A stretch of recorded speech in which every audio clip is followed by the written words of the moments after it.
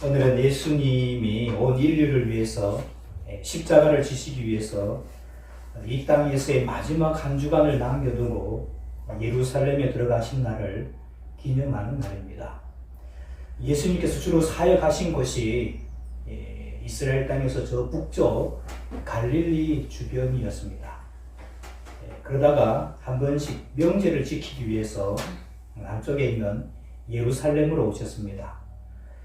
다른 때도 예수님은 예루살렘에 오셨는데 마지막 한 주간을 남겨두고 오셨을 때는 다른 때와는 다르게 특별하면서도 아주 소박한 세레모니를 하셨습니다.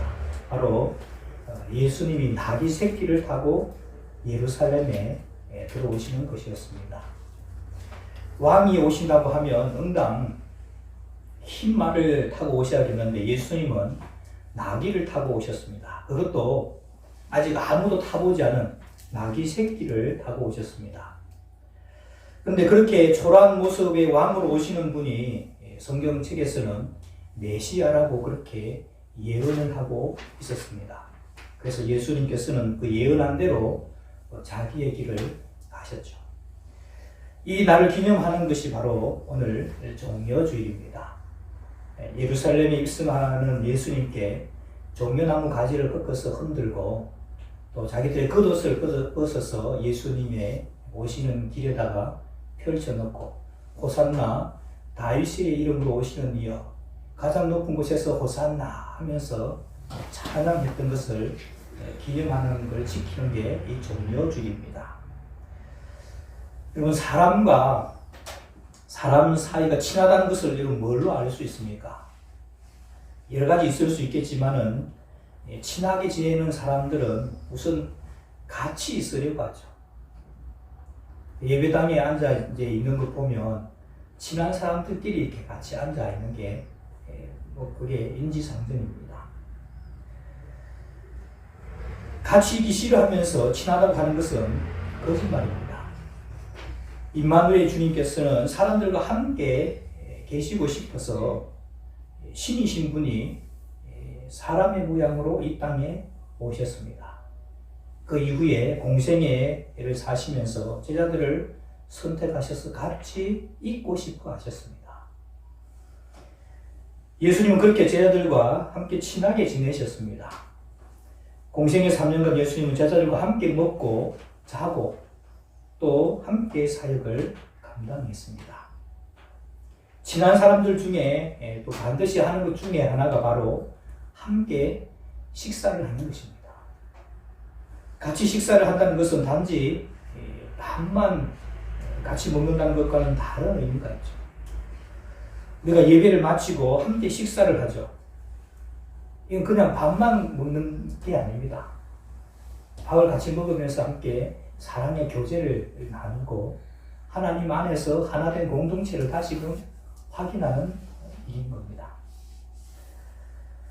예전에 있던 교회에서 한 집사님이 그 교육자하고 좀 사이가 좀 틀어졌어요.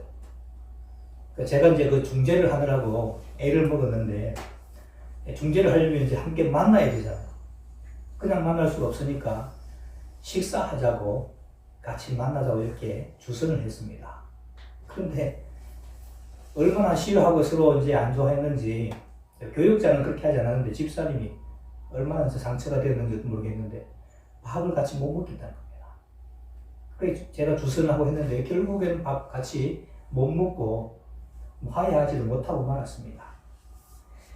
함께 식사를 할 수 있다는 것은 그 사이가 친밀해지지 않으면 어렵습니다. 우리 교회에 처녀총각이었다가 결혼을 해서 부부가 된 커플이 있습니다. 뒤에 있죠. 결혼 전에 두 사람 몇 번 식사를 같이 했어요? 아마 셀 수 없을 정도로 많을 겁니다. 우리나라도 그렇지만은 정말 소중한 사람은 식사에 초대를 합니다. 그냥 거슬하게 초대하는 게 아니고 정식으로 초대를 하는 것이죠. 그리고 외국에서는 식사 자리에 초대한다는 것은 큰 의미를 담고 있는 것입니다. 친하면 함께 있고 싶고 또 밥도 같이 먹고 싶고, 그래도 헤어지는 것이 싫어서 결혼을 하는 것, 같이 하면서 살게 되는 것이죠. 그리고 결국은 하나가 되고 싶어 하십니다. 예수님도 꼭 그와 같이 하시는 것을 볼 수가 있습니다. 예수님은 공생의 3년간 같이 함께 사셨고, 마지막 십자가를 앞두고는 6월절 만찬에 제자들을 초청하셨습니다. 그리고 그때 제자들과 빵을 함께 나누셨고, 이것이 너희를 위해서 지키는 내 몸이다, 그렇게 말씀하셨습니다. 그리고 포도주를 나누면서 이것은 너희를 위해서 흘리는 나의 피다. 그 말만 그렇게 하신 것이 아니라 이제 일주일 안에, 며칠 안에 바로 예수님은 자기의 몸을 찢기시고 피를 다 흘려 주셨습니다. 그리고 내 몸을 먹고 내 피를 마시는 자는 영생을 가졌고 마지막 날에 내가 그를 다시 살릴 것이다, 그렇게 말씀하셨습니다. 예수님도 제자들과 하나가 되길 원하셨는데 그 하나가 되는 방법으로 자신을 주시면서 나를 먹을 것을 말씀하시는 겁니다. 그 성찬식을 말씀하신 것이 예수님과 우리가 하나가 되는 방법인 것입니다. 나를 먹고 마시는 자가 나와 하나가 된다, 영생하는 것이라고 이렇게 말씀하셨습니다. 그리고 요한계시록 3장 20절 말씀, 오늘은 여러분 그게 말씀이 없습니다. 그냥 제가 하는 말씀 들으시면 좋겠습니다. 볼지어다 내가 문 밖에 서서 두드리노니 누구든지 내 음성을 듣고 문을 열면 내가 그에게로 들어가 그와 더불어 먹고 그는 나와 더불어 먹을 것이다. 예수님께서도 함께 거하면서 같이 먹는 것을 소중하게 여기신 것이죠. 그리고 요한복음 첫 장에 1장 1절에 태초에 말씀이 계시니라. 창세기 1장 1절은 태초에 하나님이 천지를 창조하셨다 이렇게 되는데, 요한복음 1장 1절은 태초에 말씀이 계셨다는 겁니다. 그리고 그 말씀이 하나님과 함께 계셨고 그 말씀이 곧 하나님이셨다. 그리고 그 말씀이 육체가 되어서, 육신이 되어서 우리 가운데 오셨다고 그렇게 말씀합니다. 마지막에는 그 육체 되신 삶을 찢어서 우리에게 나눠주시겠다고 말씀하셨습니다. 그 가르침에 따라서 우리가 오늘 성찬식을 하면서 예수님의 살을 기념하는 빵을 먹고 예수님의 피를 기념하는 잔을 나눴습니다. 단지 빵 한 조각이 능력이 있는 것이 아니라 말씀이 육신이 되어 오시기 때문에 그 살을 먹음으로, 그 피를 마심으로 예수님과 하나가 되고 한 몸이 되고 한 몸으로 움직여지는 연합체가 바로 교회라는 것이죠. 참 교회라는 것은 예수님을 머리로 모신 연합체입니다. 예수님의 살을 먹고 예수님의 피를 마시고 예수님의 영을 가지고 예수님의 머리에 붙은 지체이기 때문에 거기서는 사람의 목소리가 나와서는 안 됩니다. 너희 중에 누가 말하려거든 하나님의 말씀을 하려는 것 같이 하라, 그렇게 말씀하고 있습니다. 왜냐하면 그것은 예수님의 몸이기 때문입니다. 예수님의 몸에서는 예수님의 말씀이 나와야 되고 예수님의 뜻이 비춰져서 나와야지 내 생각, 내 감정 나와서는 안 되는 것이죠. 예수님의 살을 먹고 예수님의 피를 마신 사람은 예수님의 소리를 내야 하지, 세상의 떡을 먹고 세상의 피를 마신 사람처럼 세상의 소리, 개인의 소리를 내어서는 안 되는 겁니다. 그것은 교회가 아니죠. 이런 훈련을 하는 것이 바로 교회입니다. 우리 교단 목사님 중에 한 달에 한 번씩 성찬식을 하는 분이 있었다고 합니다. 왜 그렇게 자주 성찬식을 하느냐? 자주 잊어버리고 자기 소리를 하니까. 예수님의 살을 먹었고 예수님의 살을 먹을 생각을 하지 않고 세상의 떡을 먹은 사람처럼 세상의 소리를 하니까 계속 예수님의 살을 먹고 예수님의 피를 마시면서 예수님의 뜻만이 사람들 속에서 나오는 그런 교회를 만들고 싶어서 한 달에 한 번씩 이렇게 성찬식을 했다는 겁니다. 사실은 교회에서 성찬식 때 먹고 마시는 떡이나 포도주뿐만 아니라 집에서 먹는 그 음식도 성찬식 같이 마치 예전 하듯이 먹고 마셔야 합니다. 몇 끼니마다 먹는 음식도 예전 하듯이 예수님의 살을 먹고 예수님의 피를 마시는 마음으로 그렇게 먹게 되면 생각도 예수님처럼 생각하고, 말도 예수님처럼 말하고, 생활도 예수님처럼 해야 하는 것이죠. 그러면 진짜 거룩한 사람이 됩니다. 그런데 도무지 지금까지 그렇게 하지 않고 성찬식의 감격이 하루도 채가지 못하고 따라가는 것은 꼭 세상 사람들처럼 살아가게 되니까 사람들에게 기독교가 걱정과 우리의 대상이 되었고 신뢰를 받지 못하는 겁니다. 우리가 예수님 믿은 이후에도 우리 속에서는 여전히 잘못된 생각이나 불순한 생각이나 불결한 생각이 있을 수 있습니다. 씻지 않은 손으로 먹은 음식이 사람을 더럽게 하는 것이 아니라 사람 속에서 일어나는 계속되는 쌓이는 악한 생각들이 사람을 악하게 하고 추하게 하고 더럽게 하는 것이죠.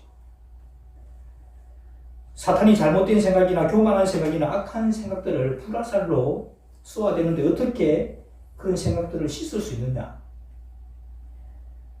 지구상에 있는 어떤 하이타이나 퐁퐁이나 어떤 세제를 가지고도 그런 것들을 씻어낼 수가 없습니다. 하나님의 말씀을 가지고 씻을 수가 있습니다. 우리 마음속에 떨어지는 잘못된 생각도 날마다 씻어내야 합니다. 하나님의 말씀을 잘 읽으면 그 말씀이 우리의 잘못된 생각을 씻어냅니다. 우리 말씀 한 군데 찾아보겠습니다. 이건 찾아보셔야 됩니다. 너희는 내가 일러준 말로 이미 깨끗해졌다. 그렇게 말씀하는 부분인데 요한복음 15장 3절 말씀. 요한복음 15장 3절 말씀.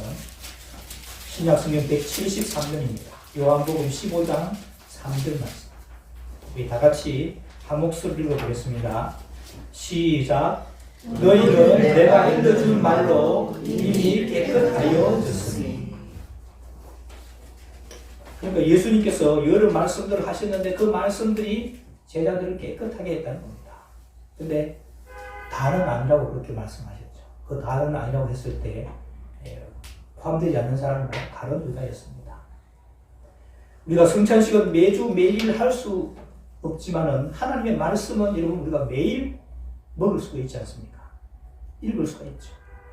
성경을 읽을 때 예전을 하는 마음으로 영의 양식을 먹는 마음으로 성경을 읽으시기 바랍니다.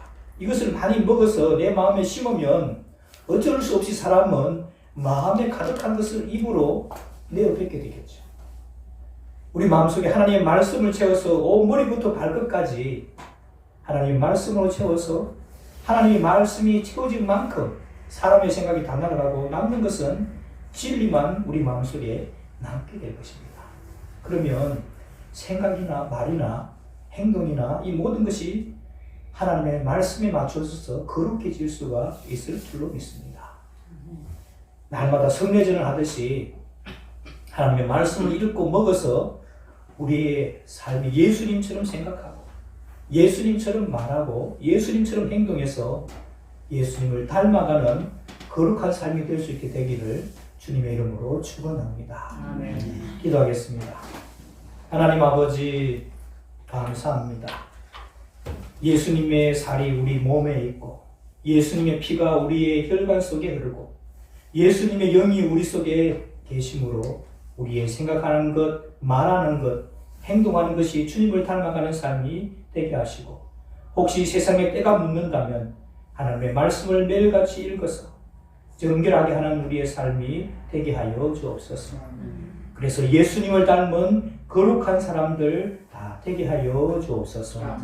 예수님의 이름으로 기도하옵나이다. 아멘.